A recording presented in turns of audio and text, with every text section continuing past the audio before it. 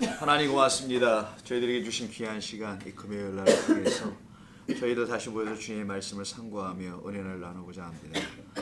먼 길 또 가까운 길에서 오신 모든 성도님들 위해 하나님의 크신 은총이 있기를 소원하오며 예수님의 이름으로 기도합니다. 아멘. 자, 우리 성경 마태복음 10장 들어오세요. 마태복음 10장 보시고 지난 시간에 우리 1절부터 우리 4절까지 했었죠. 오늘은 5절부터 10절까지 10절까지 하겠습니다.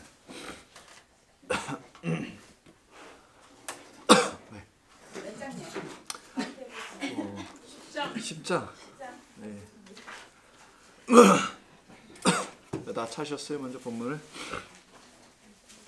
마태복음 10장 우리 5절부터 10절 뭐 몇 절 안 되니까 한번 먼저 본문 한번 읽어볼까요?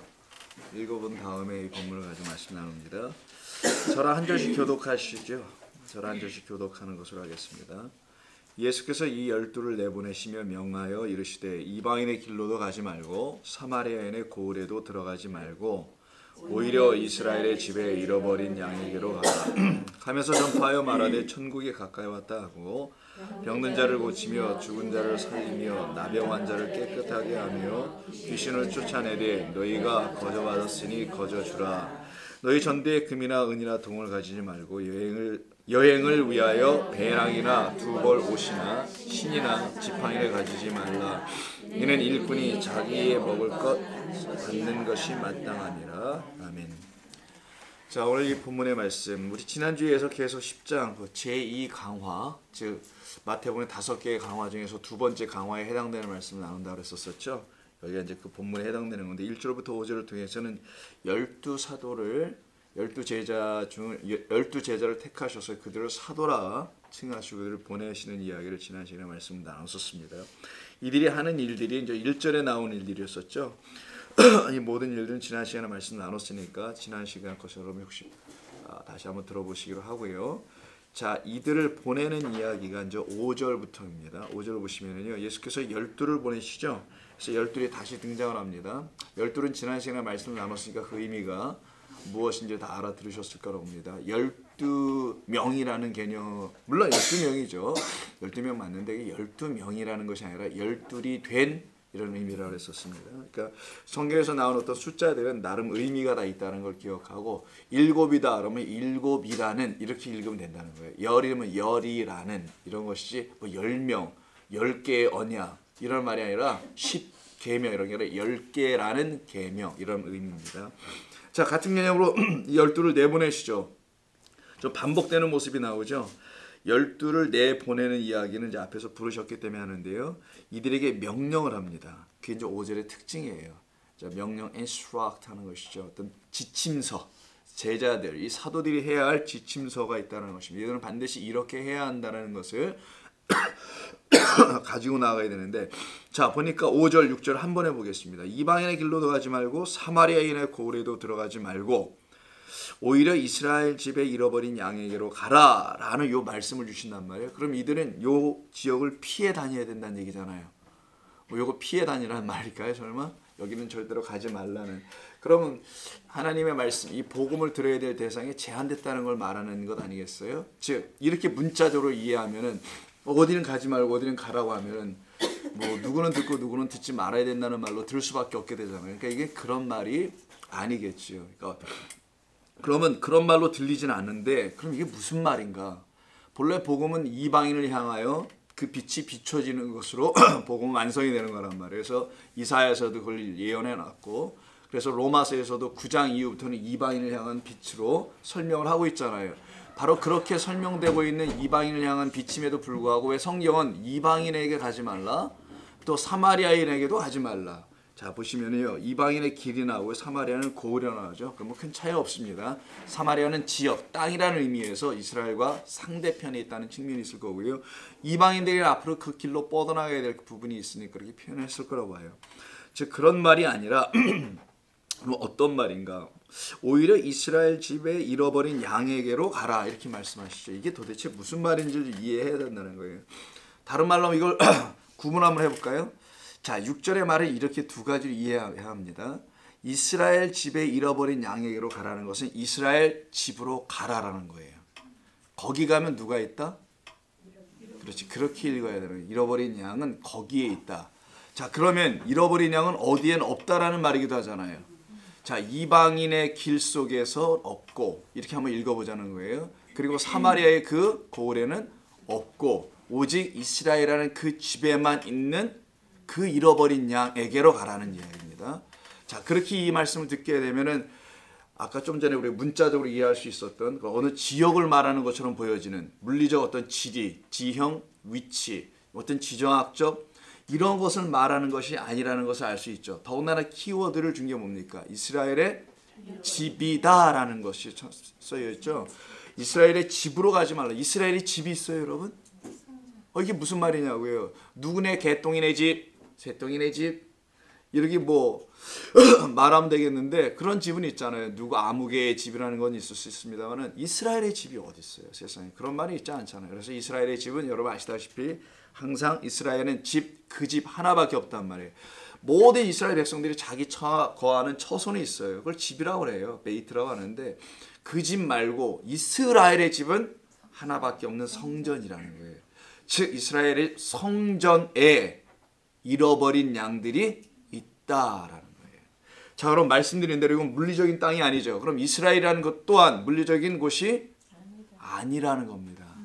그것도 또 1차적으로 그럼 이스라엘입니까? 이렇게 그럼 이스라엘만 잃어버린 양이 있겠냐고요, 설마. 그러니까 처음부터 사마리아도 이방인도 물리적인 공간이나 자리나 이런 걸 말하는 것이 아니라면 똑같이 이스라엘도 물리적인 공간이 아니라는 거예요. 그러면 이스라엘의 집. 자, 그러면 무슨 말인지 우리 주님이 의도하신 바가 나타나겠죠. 혹자는 이렇게 물어볼 수 있어요.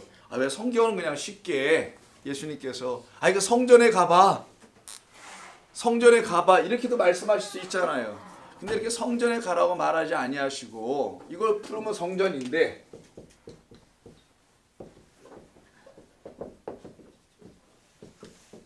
집. 하베이트가 있겠죠. 이렇게 그 집이라는 거겠죠. 이스라엘은 딱 하나의 그 집. 성전이라고 말해도 되는데 왜 굳이 이렇게 표현을 하셨을까라는 게 여러분 어떻게 생각하세요? 그냥 성전에 가봐라. 거기 가서 말씀 전해 이렇게 해도 되잖아요. 근데 왜 이렇게 하지 않았을까? 이렇게 말씀하셔서 사람들이 이해하기가 어려운 것처럼 성경을 만들어 놓은 이유가 뭘까?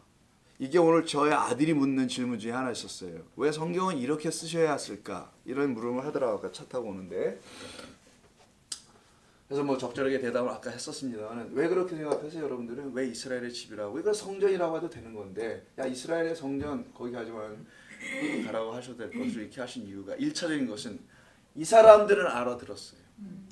1차적으로 그 당시에 예수님의 당시 시대 동시대 사람들이라고 그러죠. contemporaries 그 사람들은 알아들었습니다. 이 말을. 우리가 못 알아듣는 것뿐인 거예요. 1차적인 건 그래요. 우리가 못 알아들어요. 근데 당시에도 그냥 성전, 템플, 히에론이라는 나라가 있어요. 아니면 그 베이트란 말도 있고 오헬이란 말도 있고 여러 가지 표현이 있어. 오헬은 장막입니다. 히브리어로. 이런 단어들로 설명할 수도 있는데 굳이 이렇게 표현한 이유는 또 뭘까요? 그럼 그들은 알았다 하더라도 이게 무슨 말이 의미하는지를 그들에게 뭐를 가르쳐주고 싶었던 거겠죠. 이스라엘로 만드는 집이라는 거예요. 이 집은. 이스라엘은 야곱이 바뀐 거죠. 환도뼈가 부러지면서 환도뼈라고 쉽게 얘기하자고 그냥 몸뼈가 좌우좌우 부러졌다는 죽음을 말하는 건데 그가 죽어서 이스라엘이 되는 거예요.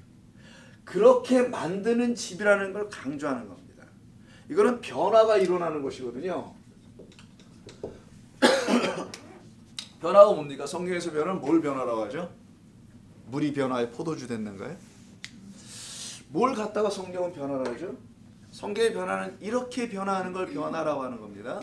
성경의 변화는 죽은 자가 살아나는 것 이걸 변화라고 하는 거예요. 무슨 성격의 개조, 인격의 변화. 여러분 제일 안 되는 것 중에 하나가 그거잖아요. 성격이 안 바뀌어요. 이런 거. 인격은 말할 수도 없어요. 뭐 이런 거. 저는 왜 이렇게 안 바뀌죠? 뭐 이런 게 있잖아요. 그런 거 personality, 캐릭터가 바뀌는 게 신앙생활이 아니잖아요. 신앙생활은 죽었다가 살아나는 것.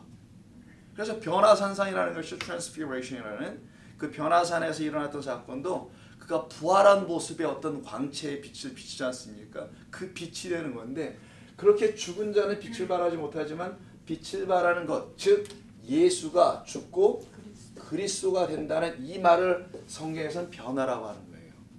예수 없고 그리스도가 살아나는. 그래서 내 안에 그리스도가 산다라고 사도 바울은 말씀하죠. 그런 걸 변화. 그것을 이루는 집이 그 성전인데 그 변화의 궁극은 야곱이 뭘로 바뀌어요? 이스라엘로 바뀌는 거. 뒤꿈치를 잡는 거. 뭐 넘어뜨리고 사기꾼이라는 어떤 여러 가지 의미를 갖고 있는 이런 야곱이 이스라엘 하나님의 승리하심 이것이 뭔지를 아는 자로 바뀐 것 이런 거거든요. 그것이 베이트 그 집이야. 그 집은 그런 역할을 해야 해라는 것을 알려주려고 했던 거예요. 그래서 굳이 이스라엘의 집이다라는 말을 쓰신다는 것을 여러분 아시면 된다는 겁니다. 이런 거를 설명하는 게 어렵냐 하는 거예요, 사람들이. 아이 그런 거 말고 그냥 쉽게 하죠. 물론 쉽게 할 수 있어요. 이스라엘의 집에 갔다고. 근데 거기서 우리가 그럼 뭘 들을 거냐는 거예요. 어떤 아이가 초등학생 애가 왜 이스라엘의 집에 가야 해요? 이렇게 물어보면 여러분 뭐라고 대답할 겁니까? 어떤 총명한 아이가 우리처럼 우둔한 사람들에게 이렇게 물어보면 뭐라고 대답하려고 이런 걸 우리는 그냥 넘어가려고 하냐는 거죠. 여기 어떤 뜻들을 이렇게 담아놨기 때문에 우리 좀 살펴보자는 차원입니다. 그러니까 여기도 물리적인 이스라엘이라는 그 성전을 말하는 게 또 아니고 이거는 하나님께서 이 역사를 전부 다 주관해 나가시면서 이 땅에 나타나게 될 어떤 곳을 말하는데 어딜까요? 그럼 여기가 나를 믿는다고 하는 어떤 모임들 하나님을 믿고 뭐 예배를 드린다 섬긴다 뭐 이런 하는 데 있죠. 그 옛날에는 그 성전이었을 거고 지금은 교회들인데 그 곳에 누가 있다? 잃어버린 양들이 있다라는 겁니다. 그 잃어버린 양은 세상에 있는 게 아니라 잃은 양 찾기 해가지고 교회를 뭐 시험 들어서 안 나온다 1년 동안. 그건 잃어버린 양이 아니라 오지 않는 양이에요. 그럼 뭐 잃어버리기는 열받거나 화났는데 뭐가 안 풀어진 거지. 잃어버렸다는 말이 좀 이따 우리 나누겠습니다. 그런 단어가 아니기 때문에 그렇습니다. 나 열받았어요. 나 좀 어떻게 위로 좀 해주세요. 이런 거죠. 그건. 근데 우리가 위로를 안 하죠. 그래서 안 온단 말이에요. 그들이 원하는 그런 위로가 없다고 생각하니까. 자, 그건 뭐 사담이고요. 그래서 물리적 땅이 아니라는 거, 나를 믿자고 하는 어떤 무리들, 그걸 뭐 시대는 교회라고 할 수 있어요. 더 넓게는 이 세상 전체입니다. 그걸 말하는 거예요. 왜? 급하면 하나님 찾고 급하면 뭐 찾잖아요. 다 너나 나나 할 것 없이. 그렇게 뭘 믿어보려고 하는 거. 자, 그런 잃어버린 양들에게 가라라는 거예요. 자, 1차적으로 교회를 한번 생각해 보자고요. 교회는 하나님의 청함을 받고 온 자들입니다. 그런데 택함을 받는 게 문제가 되는 건데 그 택함까지 갖지 못한 상태가 바로 잃어버렸다라고 또 말하기도 하는 겁니다. 자, 그러면 요 잃어버린 것이 무엇인지를 이해하려면은 구약 성경, 우리에게서 너무 오랫동안 잃어버린 책이 하나 있죠. 그 잃어버린 구약 성경을 한번 보죠. 우리는 구약이 전혀 이렇게 손에 잘 안 가잖아요. 예레미야서 한번 보실까요? 우리 예레미야 50장 좀 뒷부분에 있겠죠. 6절 한번 보세요. 자, 오늘 성경 좀 많이 찾아야 되니까 좀 스피드 있게 하겠습니다. 예레미야 50장 6절. 내 백성은 이렇게 시작하네요. 그래서 내 백성은 하나님의 백성이에요. 잃어버린 양떼로다. 양떼가 뭔지 아시겠죠? 너무 많다라는 거예요. 무리야 이건 완전히. 떼거지라는 거예요. 50장 6절 1133년 제 성경은 자, 잃어버린 양떼로다. 그 목자가 단수다냐 그래서 목자들이 그들을 곁길로 가게 하여 그 길로 가야 하는데 그걸 호도스라 그래요. 여기서 오늘 나오겠지만 그 길로 가야 돼요. 이게 네레크겠지만 이거 헬라어로 바꿔볼게요. 호도스. 자, 그 길로 가야 하는데 그 길로 가야 하는데 그 길로 안 가고 곁길로 빠지게 했다라는 거예요. 그래서 어딜 가냐? 배가 산으로 가는 것처럼 얘들이 산으로 빙빙빙 돌아요. 그리고는 돌이키게 하였으므로 그들이 산에서 언덕으로 돌아다니며 쉴 곳을 잊었도다. 요 상태. 요게 많은 부분에서 잃어버린 양에 대한 이야기지만 대표적인 성경 구절이라고 볼 수 있습니다. 내 백성이 지금 이 꼴 났단다 예레미야야.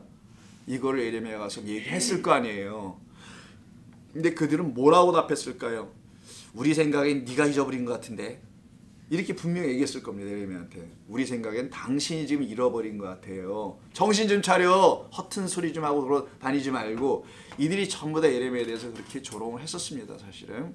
그러니까 심지어는 우물 속에다 집어 던지기도 하였던 거겠죠. 또 한 번 해볼까요?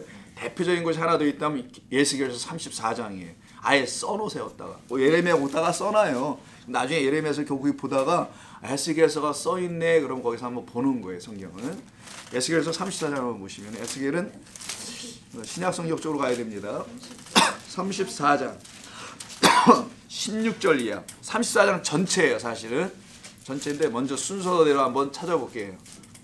에스겔서 34장 1205면 자, 내가 친히 내 양의 여기 부분이 15절이고 그 다음 거 그 잃어버린 자를 내가 찾으며라는 잃어버린 거에 대한 이야기가 나오죠. 그 잃어버린 자를 내가 찾으며 거기 장로 옆에 앉으세요. 여기. 자, 만들어 주시고 아이고 왜 일하고만 오셔서 고맙습니다 다들. 자, 에스겔서 34장 16절 그 잃어버린 자를 내가 찾으며 쫓기는 자를 내가 돌아오게 하며 상한 자를 내가 싸매 주며 병든 자를 내가 강하게 하려니와 살찐 자와 강한 자는 내가 없애고 정의대로 그것들을 먹으리라. 자, 이 말씀을 이해합니다. 반 딱 나눠서 어디까지 한 부분이 되냐면 강하게 하려니와까지가 첫 번째 단락 빗금을 치고요. 그 다음엔 두 번째 단락이에요. 얘들이 서로 섞이면 안 됩니다. 이 싸매주고 병든 자, 가난한 자, 뭐 돌아오게 한다, 상한 자, 요 상태 있죠. 이게 잃어버린 자들의 영적 상태라는 거예요. 이걸 구체적으로 좀 설명한 겁니다. 하나님께서요. 이들을 내가 돌아오게 할 것이다. 그들 뭔가에 쫓기고 있단다 지금. 근데 살찐 자, 강한 자, 스스로 살쪘다고 하고 스스로 강하다고 해요. 이 거짓된 것들로 가지고서 그것을 가지고 하는 자들은 내가 없앨 거야. 정의가 아니라 공의, 하나님의 진리의 말씀으로 그것들을 먹이리라 라고 한다는 겁니다. 자, 이게 지금 잃어버린 자들에 대한 상태, 에스겔서 34장 16절의 말씀이죠. 그러면 이 부분서부터 시작해서 쭉 나가서 20절 한번 보세요. 그러므로 여호와께서 그들에게 이같이 말씀하시되 곧 내가 살찐 양과 파리한 양 사이에서 심판할 거야. 그 밑에 21절 너희가 옆구리와 어깨로 밀어뜨리고 모든 병든 자를 뿔로 받아 무리를 밖으로 흩어지게 하는 상징이죠. 이스라엘의 목자들이라고 하는 지도자들이 영적 지도자들 선지자들이라든가 뭐 제사장들이나 이 사람들이 뿔로 받고 있다라는 거예요. 전부 다 양들을 다 죽이고 있다라는 거죠. 그러므로 내가 내 양떼를 구원하여 그들로 다시는 노략거리가 되지 않게 하겠다라는 말씀이 쭉 나온단 말이에요. 자, 여기서 이런 상태로 빠뜨리가는 자들의 이름을 거짓 목자들, 여기서는 뭐 거짓 목자들이라고 합니다. 자, 양들에게 푸른 초장으로 그 좋은 꼴을 먹여야 될 그 영적 양식, 하늘의 양식을 주지 못하는 자들이죠. 34절 2절을 보세요. 이들에 대한 이야기가 인자야 너는 이스라엘 목자들에게 예언하라. 스스로 목자라고 생각하는 그들에게 예언하라. 그들 곧 목자들에게 예언하여 이르기를 주 여호와께서 이같이 말씀하시되 자기만 먹는 이스라엘 목자들은 화 있을진저 목자들이 양떼를 먹이는 것이 마땅하지 아니하느냐. 이때 화 있을진저 말이 나오죠. 그래서 이게 나중에 마태복음에서 화 이렇게 쭉 8개인가 한번 나오잖아요. 화 있을진저 할 때 거기서 나오는 대상이 이게예요. 그러니까 예수님께서 야 니네 에스겔서 기억하지 그때 화 있을진저 누군지 아냐? 니들이야 니들. 이거 얘기하시고 그러니까 그들이 얼마나 당황하고 황당하고 기분 나쁘고 받아들일 수 없고 십자가로 안 갈 수가 없는 상황이었겠죠. 자, 바로 요 상태입니다. 마땅하지 아니하느냐라는 요 부분. 자, 8절도 한번 보세요. 이 거짓 선지자들. 주 여호와의 말씀에 내가 나의 삶을 들고 맹세하노라. 내 양떼가 노략거리가 되고, 노략거리가 뭐예요? 이들이 양을 지켜야 되는 목자가 아니고 이리가 됐다는 거네. 절도와 강도라는 겁니다. 요한복음 10장 한번 생각해 보세요. 노략거리가 되고 모든 들짐승의 밥이 된 것은 목자가 없기 때문이라. 내 목자들이 내 양을 찾지 아니하고 자기만 먹이고 내 양떼를 먹이지 아니하였도다. 라고는 요 상태예요. 자, 욕다가 손을 잠깐 놓으시고요. 예레미야 10장을 한번 보세요. 다시 올 거예요. 예수께서는 예레미야 10장. 구약적 개념을 먼저 이해해야 돼요. 10장 21절 한번 보실까요? 예레미야 10장 21절.